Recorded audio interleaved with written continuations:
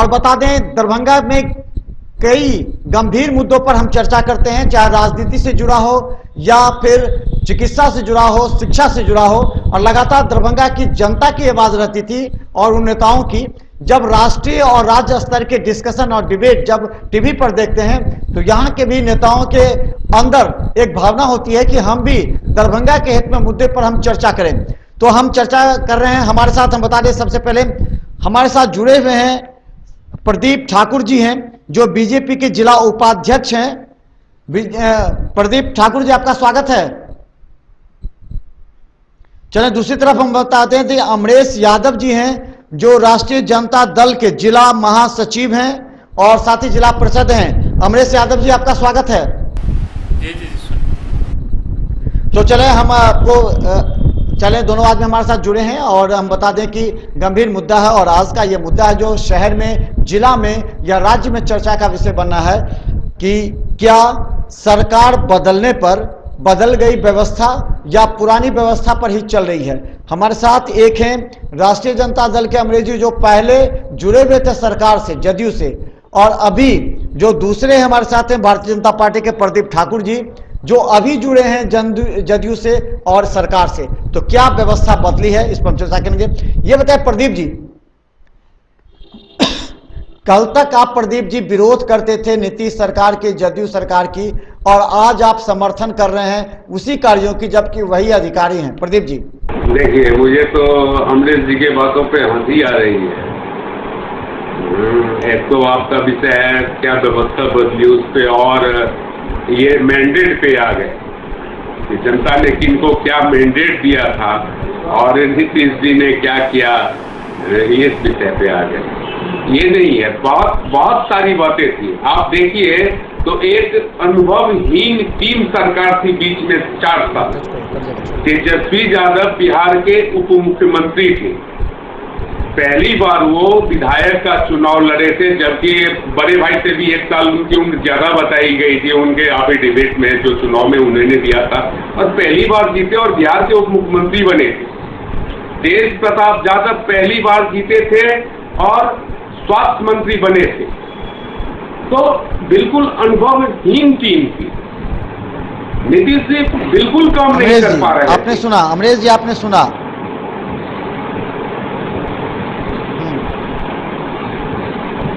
हाँ बिल्कुल एक अनुभवी लोगों की टीम काम कर रही है। बात कर रहे थे अमरेश जी, आपने प्रदीप जी को सुना होगा। हमने ये सवाल किया था कि क्या सरकार बदलने पर व्यवस्था बदल गई है। प्रदीप जी ने कहा कि जो भ्रष्टाचार थी राष्ट्रीय जनता दल में उस वजह से उनका मोह भंग हुआ और बीजेपी के साथ जुड़ी। राष्ट्रीय जनता दल पर भ्रष्टाचार के आरोप लगाए हैं अमरेश जी।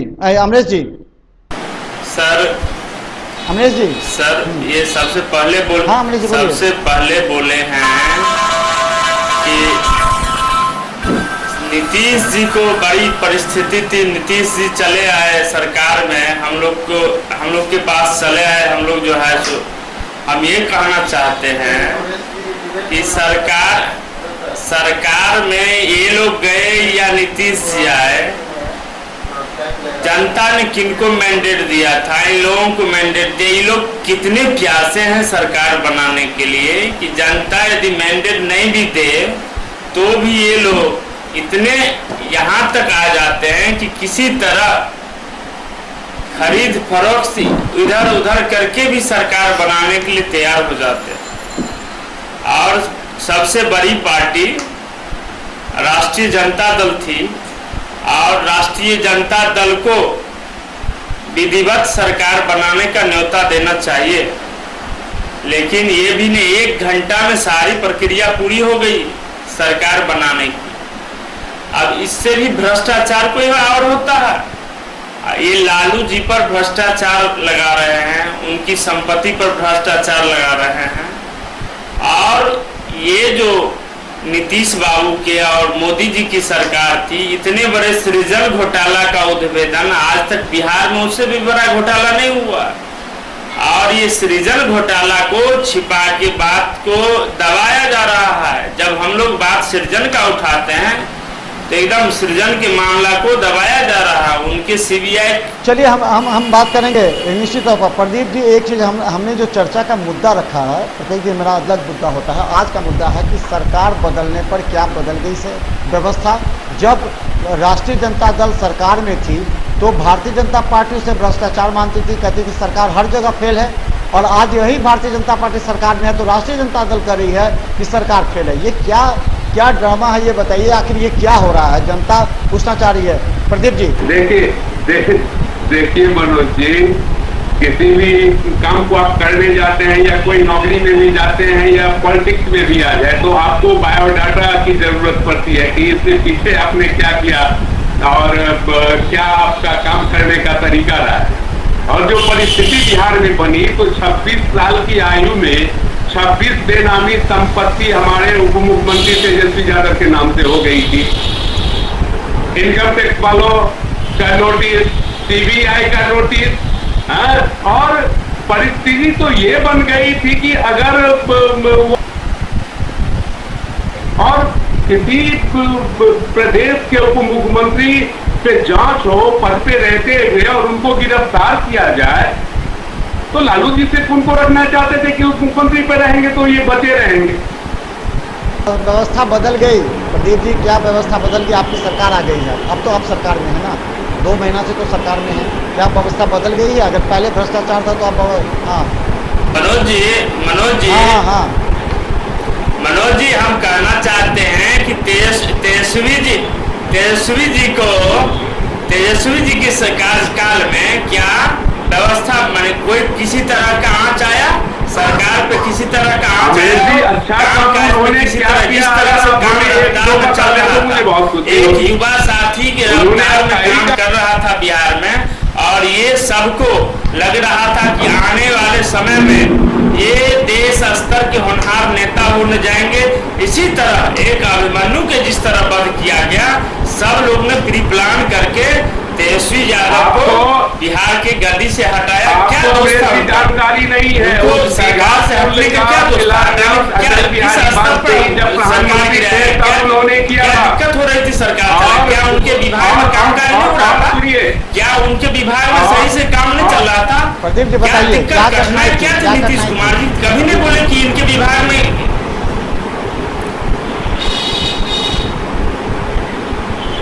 नहीं क्या जिस समय से ये मंत्री बने हैं, डिप्टी सीएम बने हैं, उस समय से ये तेजस्वी जी कहाँ हैं? उस बेनामी संपत्ति की बात कर रहे हैं। तो तेजस्वी जी जिस समय में ये संपत्ति की बात हुई, तेजस्वी जी तो उस समय में बहुत छोटे थे, और तेजस्वी जी जिस समय से डिप्टी सीएम बने हैं उस समय से आप ये बात बताइए कि तेजस्वी जी अपने कार्यकाल में क्या ऐसा कर दिया कि आप लोग को परिस्थिति आई कि नहीं ये डिप्टी सीएम नहीं रहेंगे? नीतीश जी को क्या परिस्थिति आई? आपको पटना जाने के आपको देखे होंगे कि पटना जाने पर गांधी पुल कितनी जाम रहती थी, गांधी सेतु, और उनके पैरेलल में दीघा पुल बनाया गया तेजस्वी जी के कार्यकाल में, और बहुत तेजी से बनाया गया। क्या आपको नहीं लग रहा है काम? अमरेश जी, आप याद कीजिए, तेजस्वी जी के रीजन में उस दीघा पुल को अप्रोच के लिए जगह नहीं मिल रहा था, उसके लिए भी भाजपा वालों ने, हम लोगों ने आंदोलन किया उस दीघा पुल पे। उसके बाद करने में बहुत अंतर होता है। बीजेपी आपके गठबंधन की जो सरकार है शिलान्यास करने में विश्वास करती है। आप कामकाज दिखाइएगा ना, कामकाज के शिलान्यास, लेकिन काम तो हुआ तेजस्वी जी के रीजन में, उद्घाटन तो हुआ तेजस्वी। तो चलिए हम दोनों से हम एक सवाल जानना चाहेंगे। बाढ़ के पहले यही राष्ट्रीय जनता दल कह रही थी कि सरकार बहुत अच्छा कर रही है, गरीबों को बाढ़ राहत मिल रहा है, सारा काम हो रहा है, किचन सेंटर बना, लेकिन बाढ़ के दौरान जब सरकार बदली उसके बाद भारतीय जनता पार्टी ने कहना शुरू कर दिया ऐसा नहीं है, आपके आंदोलन कर दिया। तो क्या व्यवस्था बदल गई प्रखंड में, पंचायत में? प्रखंड के अधिकारियों की भाषा बदल गई? क्या प्रखंड के अधिकारियों की कार्यशैली बदल गई? क्या बदल गई प्रदीप जी? देखिए, परिवर्तन शुरू है, व्यवस्था में परिवर्तन शुरू है। इस 4 साल में पूरी तरह बिहार को इस तरह जगह रखा था इन लोगों ने जैसे पिछला 15 साल लालू जी का राज था। और उसी रास्ते पे बहुत पीछे चले गए थे। 4 साल में हम बहुत पीछे चले गए, तो फिर सुधारने में तो वक्त लगता है। अभी तो हम वही सरकार में अधिकारी है ना प्रदीप जी, वही अधिकारी हैं जो राष्ट्रीय जनता दल के साथ सहमति से बनी थी, जो अधिकारी थे जहाँ पोस्टेड थे, कुछ एक छोड़ दीजिए, बाकी सारे अधिकारी वही हैं। प्रखंड के तो लगभग सभी अधिकारी कर्मचारी वही हैं, तो आप उन्हीं अधिकारी कर्मचारी से परिवर्तन ला दीजिएगा क्या? देखिए बदल जाएगी प्रदीप जी? देखिए मनोज जी, अधिकारी जो भी होते हैं यूपीएससी करके आते हैं, बीपीएससी करके आते हैं, और सरकार वही लोग चलाते हैं, मतलब प्रखंड में या जिला में या स्टेट लेवल पे, तो काम उन्हीं लोगों को करना है। लेकिन उन लोगों को यह देखना होता है कि सरकार का मोटो क्या है और सरकार का जो काम करने का तरीका है वो तरीका क्या है। तो वही अधिकारी अभी काम कर रहे हैं और अच्छे से काम कर रहे हैं। जहां कहीं भी कमी लग रही है तो फिर सरकार उसमें सुधार कर रही है, और हमको लगता है आने वाले दिनों में आपको काफी चमक दिखाई पड़ेगी इस बिहार में, एक नया बिहार देखने को मिलेगा। रमेश हाँ सर, अमरेश जी, मैं ये कहना चाहता हूँ कि आप देख रहे हैं सरकार की क्या स्थिति है। आप दरभंगा की बात लीजिए, पूरे बिहार की बात लीजिए। आज जो है जिस रोज से हमारी सरकार अलग हुई है, इनके सरकार गया है, हर प्रत्येक लेबर आप देखते होइएगा, हर चौराहा पर सुबह सुबह खड़ा रहता है। एक भी कोई काम हो रहा है? सारा जो मजदूर एकदम बैठा हुआ, आप भुखमरी की स्थिति आ गई है एकदम। आपको दीपावली आने वाला है, किसी के घर में जो है सही से कपड़ा वस्त्र जो है सही से नहीं खरीद, कहाँ से खरीद पाएगा? सारा भुखमरी की स्थिति है। बालू की एक भी प्राइवेट से लेके गवर्नमेंट सेक्टर का एक भी कंस्ट्रक्शन वर्क नहीं चल रहा है।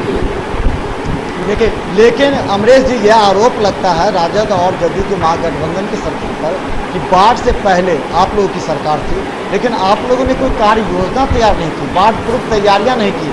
फलतः बिहार के कई ऐसे जिले थे, खाली दरभंगा में ही देखें तो सबसे पहले घनश्यामपुर, गौड़ाबुराम, इस तरह बाढ़ से प्रभावित हो गए, और जिले के अभी 13 प्रखंड प्रभावित हैं, अभी बाढ़ राहत मिले। तो पहले बाढ़ पूर्व योजना क्यों नहीं हुई? क्या बिहार में बाढ़ के समय में योजना उस समय में हमारी सरकार नहीं थी।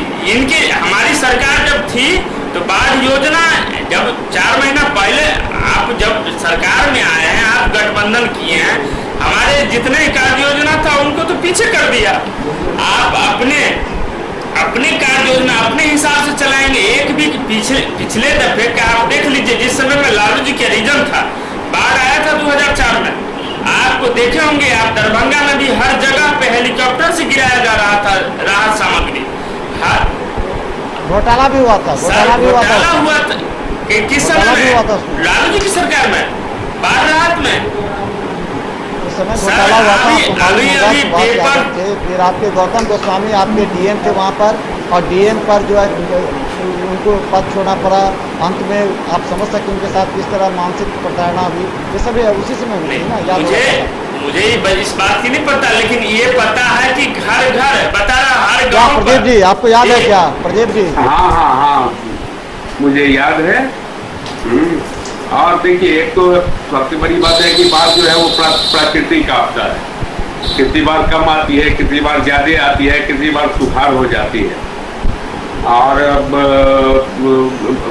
इन्होंने बालू वाला मुद्दा उठाया है, तो अखबार में सब पढ़े होंगे, टीवी अमरेश जी भी देखते होंगे, तो मुझे लगता है जितने भी बालू के ठेकेदार थे वो किस पार्टी से जुड़े हुए थे। अगर इन्होंने अखबार या टीवी देखा होगा तो हमको लगता है मुझे इससे ज्यादा बताने की जरूरत नहीं है।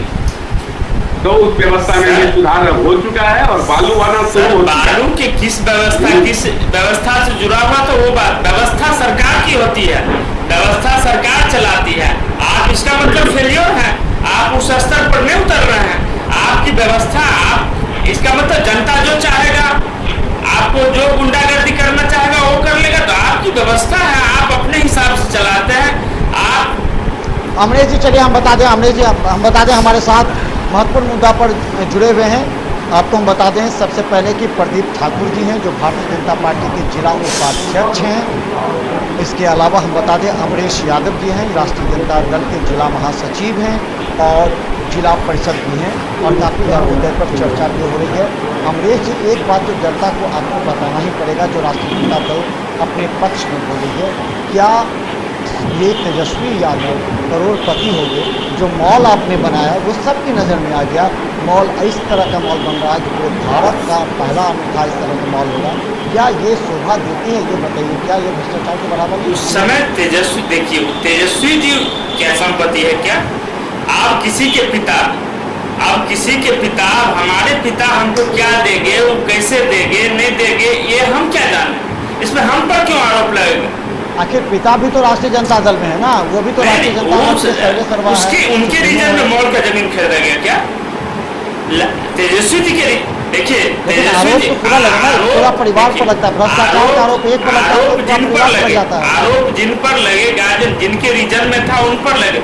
हम ये कह रहे हैं सरकार की व्यवस्था में तेजस्वी यादव जिस दिन से डिप्टी सीएम थे, क्या उनकी कार्यकाल में कोई ऐसा आपको घोटाला नजर आ रहा है?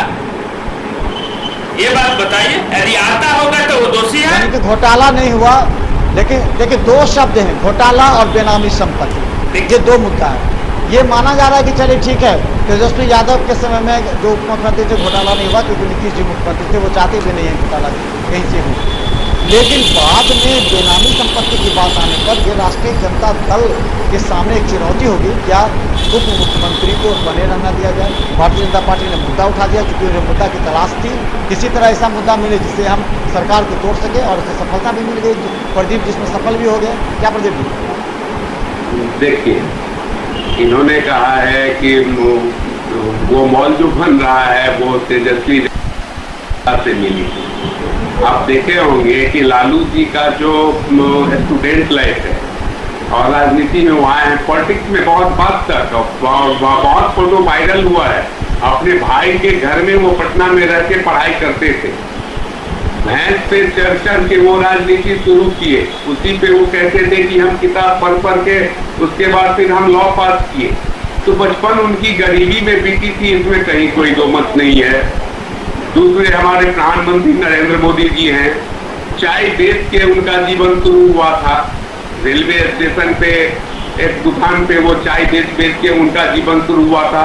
और देख लीजिए, गुजरात के मुख्यमंत्री रहे जब तक वो, तो 12,500 रुपया सिर्फ सैलरी उन्होंने प्रतिमा गुजरात से उठाया। चलिए, इससे इस मुद्दा से जनता को मतलब नहीं, जनता को मतलब है सरकार बदलने पर व्यवस्था बदली। क्या आपने बाढ़ राहत के लिए जो पैसे अकाउंट में आने चाहिए थे बाढ़ पीड़ितों के, कितने के पैसे अकाउंट में आ गए, ये बताइए हमें जी। इस समय में बाढ़ आई, देखिए व्यवस्था की बात बताइए कितने के अकाउंट में आए? हाँ, अभी प्यासे हैं और कल हो कि आपको एक गिलास के जगह 4 गिलास पानी दे दे तो आप आज प्यासे आज मर जाइएगा। जो स्थिति बिहार में थी, दरभंगा जिला में थी और बहुत सारे आधे से ज्यादा बिहार में थी। हम कह रहे हैं ऐसी भयावह स्थिति थी कि लोग जहां फंसे हुए थे, एक बिस्किट का डब्बा तक नहीं पहुंच पाया और त्राहिमाम मचा हुआ था। बाद में आप जो अभी राहत दे रहे हैं या मुआवजा दे रहे हैं, उनमें आप ये देख रहे हैं कि आखिरी खेती किसने किया? आइए, जमींदार, सारा जमीन, एक भी जमींदार लोग जमीन नहीं करता है। सारे गरीब गुरबा किसान जो है वो बटाईदारी करके जमीन करता है, उपजाता है और देता है। जो अभी जो कागज पत्तर की बात कर रहे हैं, तो सारा रसीद और कागज पत्तर तो जमींदार के हाथों है, सारा पैसा तो उनको। कभी भी सरकार ये देखा कि गरीब गुरबा जो काम करते हैं, बटाई खेती करते हैं, तो उनको ये जो जमीन जो किया था, जो किसान जो जमीन पर अपना फसल लगाए थे, तो बटाईदारी व्यवस्था के अनुसार उनको मुआवजा मिलना चाहिए। है बिहार में किसी ने मुआवजा फसल में मिलेगी। लेकिन प्रदीप जी ये बताइए, आपके नज़र में क्या बाढ़ पीड़ितों को अभी जो मुद्दा है, क्या उनके राहत मिली, उनके अकाउंट में पैसे गए, या पारदर्शिता या भ्रष्टाचार के नाम पर आप विलम्ब करेंगे? जिन्होंने कहा कि अभी 1 गिलास पानी की जरूरत है तो आप 2 महीने के बाद 4 गिलास पानी दे देगा तो उसका कोई महत्व नहीं रह जाता। प्रदीप जी नहीं मनोज जी, ऐसी बात है कि खुशी तो पहले इन लोगों को होती थी बाढ़ लाने में, कि बाढ़ आती थी तो अच्छा खासा कमाई हो जाता था, एक से एक घोटाला होता था। तो बाढ़ से ये लोग कमाते थे। लेकिन अब जो बाढ़ आती है, हम लोग के समय में जो बाढ़ आ रही है, तो हम लोग उससे दुखी होते हैं, हम लोग व्यथित होते हैं। अगर हमारे जनता को कष्ट होती है तो हम लोग खुद कष्ट में पड़ते हैं। आपने देखा होगा अभी बाढ़ में सरकार के साथ कंधा में कंधा मिलाकर हमारे कई विधायक घनश्यामपुर में लगमा जैसे गांव में, जहां कोई नहीं जा पाए थे, वहां तक गए और रास्ते में डूब रहे थे उस पानी में, कई विधायक डूब रहे थे, आपने देखा होगा। और अभी जो बाढ़ राहत का पैसा है वो अकाउंट में जा रहा है और हर हफ्ते उसकी समीक्षा हो रही है। मैं तो कहता हूँ कितने पंचायत में घटे, जरा प्रदीप जी इस पर भी कीजिए, कितने पंचायत में आपके बीडीओ सीओ परेशान हैं, ब्लॉक छोड़ करके भाग रहे हैं क्योंकि उन पर परेशानी और दबाव है कि बाढ़ राहत का पैसा बांटने के लिए। किसी भी प्रखंड में जाके देखिए बाढ़ प्रभावित क्षेत्र में, आपके बहादुरपुर प्रखंड के यहाँ अगर हम बात करें तो 13 पंचायत को बनाया गया पूर्ण बाढ़ प्रभावित, लेकिन वहाँ भी राशि नहीं गई है। कब जाएगी राशि आगे, कब तक परेशान होंगे ये किसान और ये गरीब बाढ़ पीड़ित? नहीं वो मनोज जी वो एक प्रक्रिया है और तो जल्दी से जल्दी जा रही है। प्रक्रिया तो जानना चाह रहे हैं ना, यही प्रक्रिया कब तक, आखिर बाढ़ देखो पहले आपने कहा 9,800 आएंगे, बाद में फिर कह रहे हैं कि 6,000 आएंगे। देखिए ये सरकार जो है, पहले तो नीतीश बाबू थे, उनको तो आप जानते ही हैं कि ये दल बदलू हैं, और ये जो केंद्र में सरकार है ये एकदम जुमलेबाज की सरकार है। ये घोषणा करने में तो माहिर है भाई, और जिनके साथ गठबंधन हो गई है वो भी कमाल की चीज है।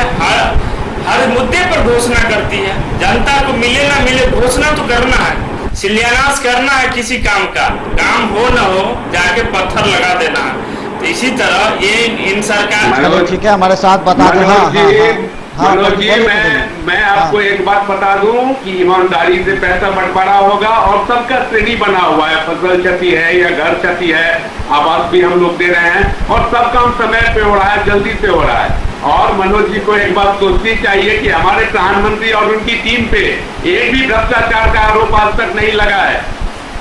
भ्रष्टाचार के आरोप पे कौन डूबे हुए हैं ये पूरा देश जान रहा है। अमित शाह के लड़का का संपत्ति क्या गुना आप ही के मीडिया के द्वारा बताया, कुछ नहीं होता है। और अमित शाह के लड़का जयशाह ने 100 करोड़ के का मानहानि का मुकदमा ठोका है। आपने ये भी देखा होगा, जो चोर होता है वो भाग जाता है। लालू जी करे मानहानि का मुकदमा भी, उनका क्या है ही सरकार तेजस्वी जी में है कि मानहानि का मुकदमा करेंगे, लेकिन अमित शाह के बेटे जयशाह ने मानहानि का मुकदमा किया है। सीबीआई वो चोर नहीं है, सो रहता तो क्या सृजन घोटाला नहीं है क्या सुशील मोदी जी उनमें नहीं है?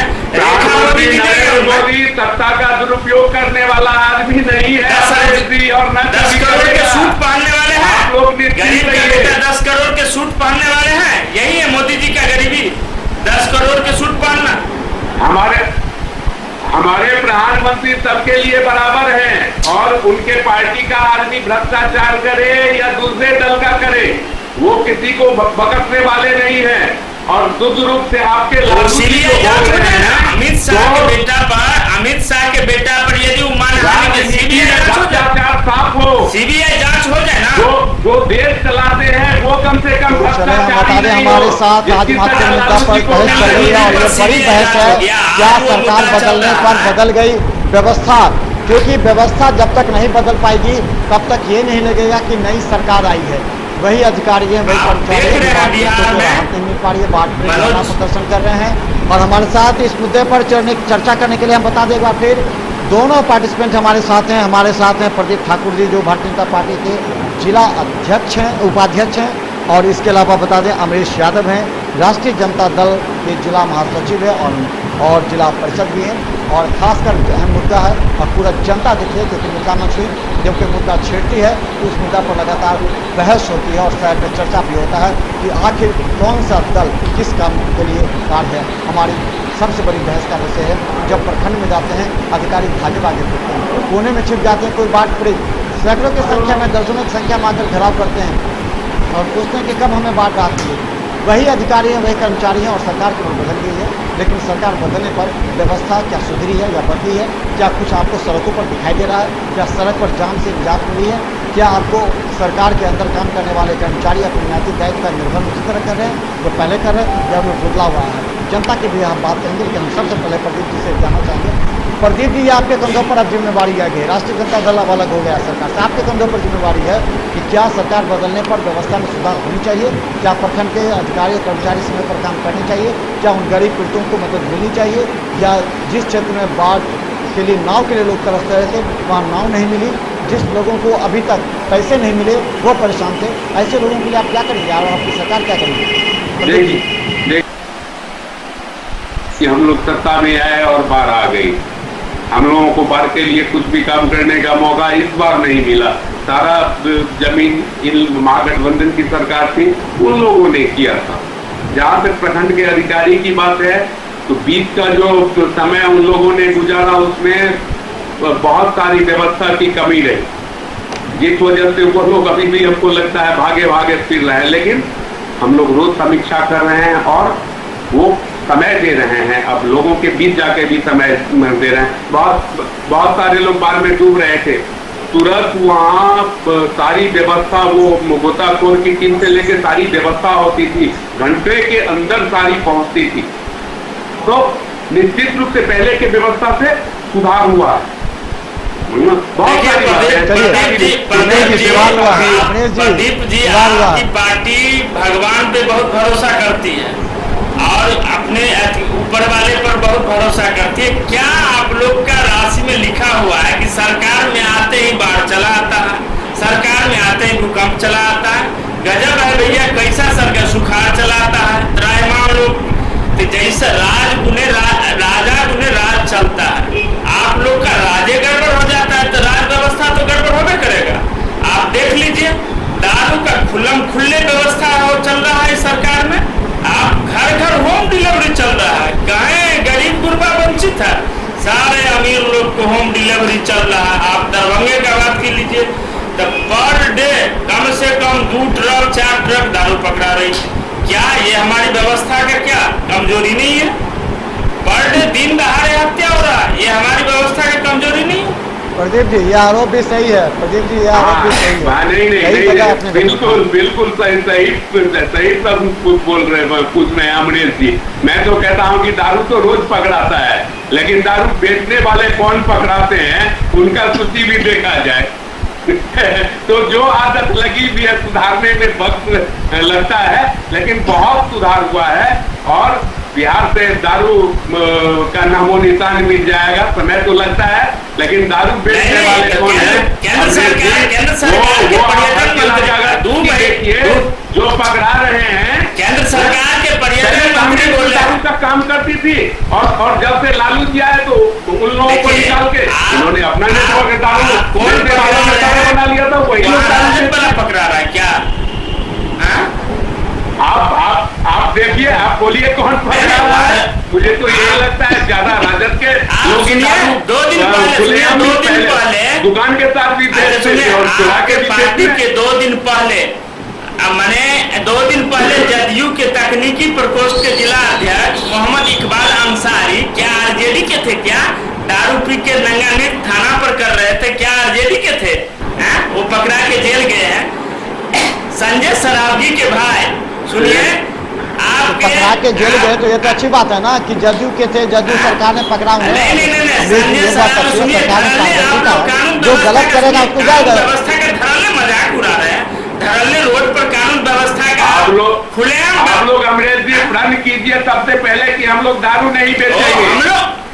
आप लोग बेचना अगर छोड़ दीजिए, सरकार तो कोई नहीं पीने वाला मिलेगा। प्रशासन जब तक चाहे कि व्यवस्था चलेगी, ऐसा इसका मतलब सरकार चाहती है कि गरीब गुरबा इससे वंचित रहे, अमीरों के घर डिलीवरी होता रहे। सरकार की स्थिति अभी हमारी जो मतलब सरकार का जो था, मतलब जहां से राशि आनी थी, सरकार का आय स्रोत था, बिल्कुल बंद हो चुका है। शिक्षक से लेकर एक जो भी मजदूरी के लिए, वेतन के लिए दारू बंद हुआ था बिहार में, तो नीतीश जी के साथ आप ही लोग थे सरकार में, तो उस वक्त क्यों नहीं आप लोगों ने कहा कि नहीं हम लोग दारू बेचने देंगे? हम लोग जो कभी भी इस मुद्दा पर नहीं बोले हैं, बीजेपी वाला ही आकर हाथ में हाथ जोड़ के उस सबसे आगे था। ऐसा बात नहीं कि बीजेपी वाला नहीं हाथ में अमरेश जी बता दें कि एक मैसेज जा रहा था। अमरेश जी बता दें, अमरेश जी तो आपके बिना सहमति का नीतीश जी कैसे लागू कर सकते थे? निश्चित प्रदीप जी बता दें, अमरेश जी पर आरोप लगता था। प्रदीप जी, बीजेपी था, विपक्ष में बीजेपी को बोलना चाहिए ना। आज केंद्रीय मंत्री, बीजेपी का केंद्रीय मंत्री बोल रहा है कि खाने पीने में पर कोई राज्य का अपना कुछ नहीं चलेगा, जो मेरा खाने पीने पर कोई पर्यटक को पाबंदी नहीं लगा सकता है सरकार। आज उसी समय में केंद्र में बीजेपी की सरकार थी, नहीं तो नीतीश जी को बोलना चाहिए कि हमारे जो पर्यटन व्यवस्था उसमें आपका कोई खाने पीने पर कोई बीफ खाए या दारू पिए, इससे कोई बहस नहीं है। पर्यटन का जो मतलब होता है वो अपना जो खाने पीने का मन होगा। आज जो बाहर राज्य से चल के आ रहा है वहाँ पे यदि अमरेश जी एक आरोप लगता है, अमरेश जी एक जनरल मैसेज जा रहा है कि अगर प्रदीप जी एक सवाल पूछ लेते हैं, अमरेश जी से एक सवाल पूछते हैं प्रदीप जी। हमारे प्रधानमंत्री के राज्य गुजरात में बहुत दिनों से दारू बंद है। प्रदीप जी अमरेश जी से एक सवाल पूछ लेते हैं। अमरेश जी पर यह आरोप लगता है, एक मैसेज है कि अगर राष्ट्रीय जनता दल की सरकार आ जाती है तो शराब धड़ल्ले से मिलेगी, इसलिए आश्वस्त रहने की बात की गई। क्या बोल रहे हैं सर? ये कहा जा रहा है कि अगर राष्ट्रीय जनता दल की सरकार आएगी तो शराब देखिए उन लोगों जिस व्यवस्था जिस व्यवस्था में सरकार अभी भी शराब नहीं मिल रही, क्या आपको कितनी शराब चाहिए? होम डिलीवरी हो रहा है सर, शराब बंद कहाँ है? शराब राजस्व की क्षति हो रही है। शराब बंद करने से आम पब्लिक आप देख रहे हैं दिनों दिन पकड़ा रहा है, दूसरे राज्य को हमारा राजस्व जा रहा है। शराब बंद आप कानून व्यवस्था का आप जैसे कि आपके मतलब पानी चाहिए, शराब बिकनी चाहिए, अमरेश जी शराब बिकनी चाहिए, आपके मतलब शराब बिकनी चाहिए कि सब लोग मनोज जी सत्ता में आने के बाद ये लोग फिर से दारू करेंगे ताकि इन लोगों का जो पुराना धंधा लूट अपहरण फिरौती का जो चालू था पहले, दारू पीने के बाद वो धंधा फिर से अपने व्यवस्थित ढंग से चल सके। मुझे यही लगता है, इसीलिए इन लोगों का धंधा ये धंधा भी इन लोगों का बंद हो रहा है। तो दारू के वजह से तो ये तो धंधा स्पीड पकड़ता है, तो ये लोग निश्चित रूप से चाहेंगे कि दारू भी चलाएं और जितना पुराना धंधा था वो सब भी राज है झारखंड में, वहाँ दारू चल रहा है। इसका मतलब वहाँ के यही लूट खसोट है, ये व्यवस्था के लिए दारू चल रहा है कि झारखंड में? ये बात की दारू चलने से लूट खसोट व्यवस्था। अमरेश जी आपने देखा होगा कि मध्य प्रदेश थी कि बिहार में जो दारू बंद है उसमें मान लीजिए कैसे हम लोग मध्य प्रदेश में उसको लागू करेंगे, उसका समीक्षा करने के लिए और उससे कुछ सीखने के लिए। आपने यूपी में अभी देखा होगा हमारे योगी जी की सरकार है, जितना वो हाईवे पे या जितना मेन रोड पे दारू का दुकान था सब दारू का दुकान हट के अंदर चला गया है। इसमें आपको किसी चलिए हम बात करें, हमारे साथ चर्चा में है। हम अंतिम सवाल एक जानना चाहेंगे और बहुत महत्वपूर्ण सवाल है। घोटाले की बात अगर हम करें, सरकार बदल जाने के बाद घोटाले के भी कई खुलासे होने की जगह दरभंगा में भी शिक्षा विभाग में घोटाला आया कि पहले चेक साइन किए गए, चाहे पहले के अधिकारी रहे हों, और इसमें भी करीब 28 लाख से ऊपर के घोटाले की बात हुई, सृजन घोटाला है। तो क्या लगता है कि प्रदीप जी राजद सरकार से हटने के बाद घोटाले को उजागर करने में लगी है? प्रदीप जी बताइए, क्या राष्ट्रीय जनता दल सरकार से अलग होने के बाद अब घोटाले का खुलासा करने में लगी है? नहीं मनोज जी, ऐसा कहना है कि आपने देखा होगा भागलपुर में सृजन घोटाला का जब हुआ तो मनोरमा सिंह जी का नाम आया। मनोरमा सिंह जी कौन है ये मोदी का नाम नहीं आया क्या? और रेखा मोदी का। और मैं आपको मनोज जी आश्वस्त कर रहा हूँ कि निश्चित रूप से यह सरकार भ्रष्टाचार के मुद्दे पे हमारे जो प्रधानमंत्री हैं, हमारे नीतीश कुमार जी भी भ्रष्टाचार के मुद्दा पे साथ किए हैं हमारे प्रधानमंत्री का भी, जिस वजह से इन लोगों का महागठबंधन टूटा है। तो हम लोग सही ढंग से जांच कराएंगे, ईमानदारी पूर्वक जांच कराएंगे। घोटालेबाज चाहे हमारी पार्टी के हो या बाहर के हो, किन्हीं को बख्शा नहीं जाएगा। निश्चित रूप से उनको उजागर करेंगे और उनको हर हाल में सजा मिलेगी, जिसके लिए जो जेल में जा रहा है उनको तो हॉस्पिटल, किन्हीं को पेट में दर्द, किन्हीं को डायबिटीज, किन्हीं को सबको तो जेल से निकाल के हॉस्पिटल में डाल रहे हैं। और रेखा मोदी जो मैंने अब एक अंतिम मुद्दे पर हम चर्चा करेंगे। अब हम बता दें एक अंतिम मुद्दे पर अमरेश जी और प्रदीप जी, जरा अंतिम मुद्दे पर जरा गंभीर है, ये मुद्दा जरा गंभीर है, इस पर जरा अंतिम सवाल हमारा है और इस पर ध्यान दीजिएगा। एक समय था जो बिहार का नाम देश के लिए रोशन की बात करते थे, कोई कहते हैं बिहार का नाम देश में खराब हो रहा है, लालू प्रसाद यादव की वजह से कभी। अभी बताइए, जब भी बिहार में रिजल्ट निकलती है कोई टॉपर बनना नहीं चाहता है, टॉपर बनने के बाद ये पता लगता है कि यहाँ तो विश्वविद्यालय के साथ महाविद्यालय में घोटाला है, किसी को पास करा दिया जाता है। अब जल्दी तो टॉपर नहीं बनना चाहता जिससे बिहार का नाम रोशन हो। ये इस पर किस तरह होगी? क्या सरकार के बाद व्यवस्था बदलेगी इस बार? बिल्कुल मनोज जी, देखिए ऐसा है कि हमारे लालू जी इस बात को पहले से समझते थे कि बिहार में जो टॉप करेगा, जो पढ़ेगा वो जेल जाएगा। तो इसलिए अपने दोनों बेटे को उन्होंने शिक्षा से बिल्कुल दूर रखा। हाँ, एक 8वीं पास और दूसरी इंटर थे। तो वो पहले से समझते थे कि शिक्षा लेने से ये सब दिखते आएगी। और इसमें भी मैं आपको आश्वस्त करता हूँ, बिहार में शिक्षा व्यवस्था निश्चित रूप से सुदृढ़ होगी और हम लोग उससे काम कर रहे हैं। बिहार को पहले जैसा मिलेगा। हमारे बिहार से और खास के जिला में बहुत सारे यूपीएससी और बीपीएससी पहले ही करते आ रहे हैं और आगे भी करते रहेंगे।